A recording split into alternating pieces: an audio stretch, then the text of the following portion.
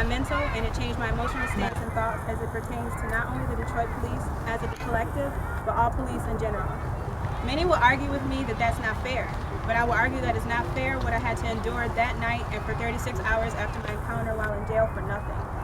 It's not fair that we were wrongfully arrested. It's not fair that I was roughhoused and slammed on the hood of a car by police and cursed at for simply asking questions. It's not fair that I had to physically see my sisters assaulted, their bodies slammed multiple times on the hood of a car, and seeing them punched. It's not fair that I had to see the police pulling both of their hair and one of my sister's locks were pulled out of her head. It isn't fair that they were thrown around as if they were ragdolls or as if they were not human. It's not fair that we were never told that we were actually being arrested or what we were being arrested for until after we were put in cells for hours. It's not fair that we were separated and put in solitary units and lied on by police to correctional officers saying that we wouldn't be with regular population because we were fighting each other. It's not fair that I was wrongfully put on paper as a felon so that my DNA could be taken. It's not fair that I was not given proper food to eat or water to drink. It's not fair that I had to be in that solitary cell with blood and feces on the walls or with urine everywhere. It's not fair that I cried every hour worried about my sisters and worried about their state of mind and worried that they weren't safe, not knowing that they were only cells away from me. That's not fair. All of these conditions are already unacceptable for any human to have to deal with, but keep in mind that we did nothing unlawful to be put there or to be harassed. So you will have to forgive me if I don't smile at officers or if I instantly tense up in their presence. I'm hurt, I'm angry, and above all,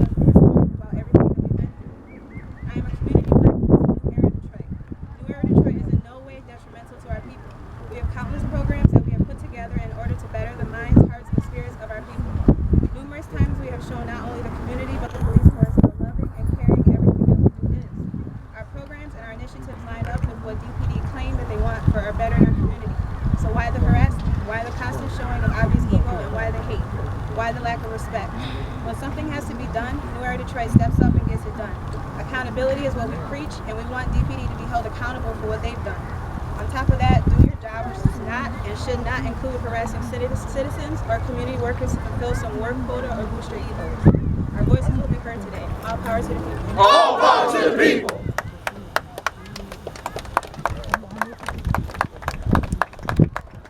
Peace, everybody. Peace. My name is Kiera.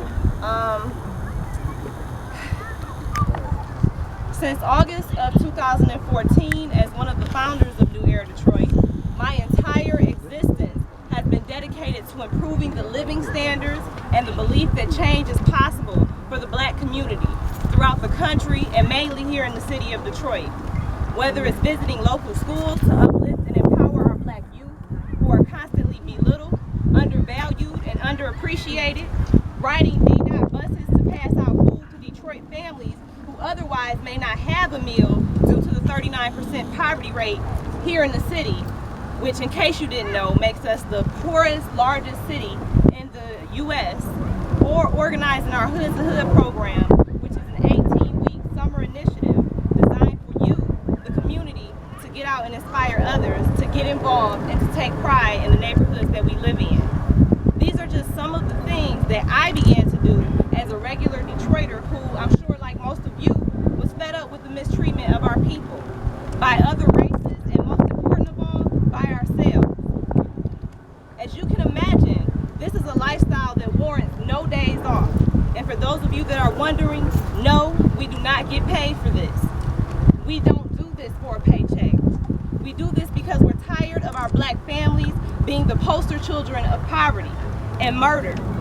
We're tired of our Black women being the most vulnerable race of women who are more likely to be murdered, raped, or beaten than any other race of women. I do this because there is no more time to waste on talking about the issues that we all know exist, because we talk about them. We talk about them at our dinner tables, we talk about them at our water coolers, and at our workstations. We need to develop some solutions. We do this because our children do not deserve to inherit a lifestyle of destruction. And I'm here today because being a police officer does not give you the authority to play God.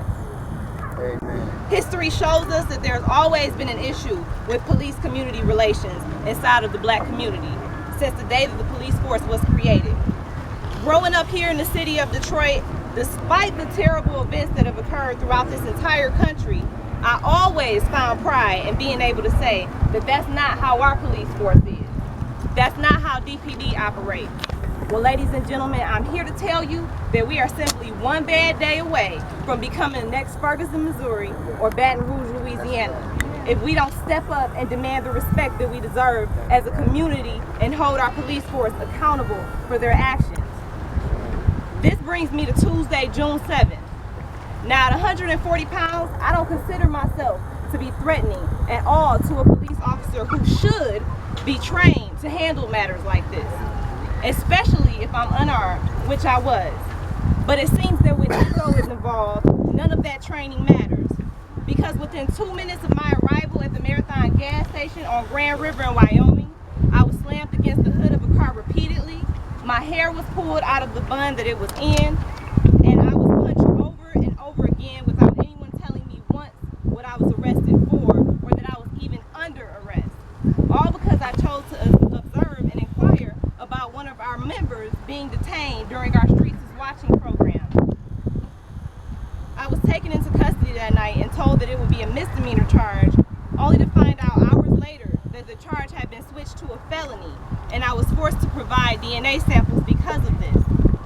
So as my Kira mentioned, we spent almost 3 days in a cell, and I have, let me remind you, I've never had a prior arrest before this. This is my very first time being arrested. I have bruised and swollen wrists. I still have a scar, a few scars actually, from that day. And since that night, I can unapologetically say that I have zero faith in the Detroit Police Department to do the right thing when it comes to protecting our rights as citizens. I know some of you are probably thinking, but there are some good police officers. Right now in America, there is no room for good police officers. We need our officers to be great. And to the brave officers that are inside of DPD, the ones who truly do aspire to protect and serve the people, you are the last hope. Most officers go along with the flow of authority simply because they're doing what they're told. But great police officers speak up for the people that they're supposed to be protecting. Speak up when they see one of their fellow cops doing wrong, and unfortunately we're just not seeing enough greatness inside of our police force. New Era Detroit is in no way declaring war against DPD. That's not what we're here for. We have way too much work to do. We are, however, here to let you know that let the people know that we must hold our police officers accountable for their actions. The entire country is suffering at the hands of unnecessary police violence.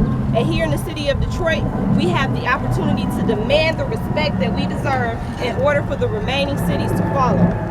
We know community policing is effective when done correctly. Just look at downtown Detroit.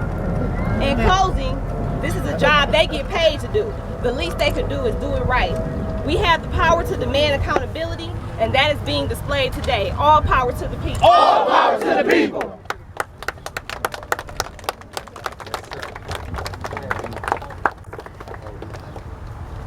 Peace. Peace. Just speak loud. In Michigan, my mom got beat by the police in 2014.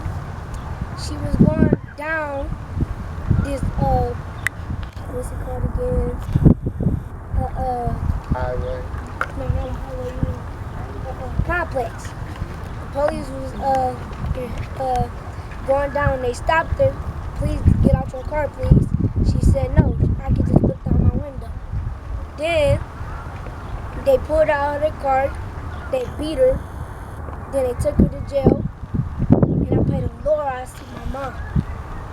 The next day, 3 days I think, she was in jail. Bruise on her knee, her leg, and her arm. And as soon as I heard, I bowed down to my knees. I prayed the Lord. My mom wasn't lying. And so I told my brother, right here, please don't ask her, right there, mom's in jail. He says why? She getting beat by the police. He bows down to his knees. I'm praying. Praying to God. That's right. That my mom was That's alive. right. Peace.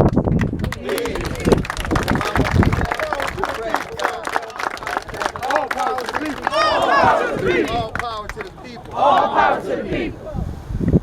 Now, I just want to let everybody know that was not part of the script. That was not in the itinerary.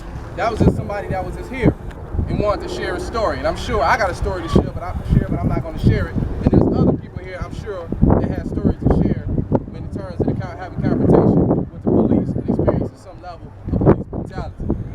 So that's how prevalent it is in our community, and it's something that needs to be addressed. So I'm going to formally introduce Zeke, and he's going to speak a few words to the community as well.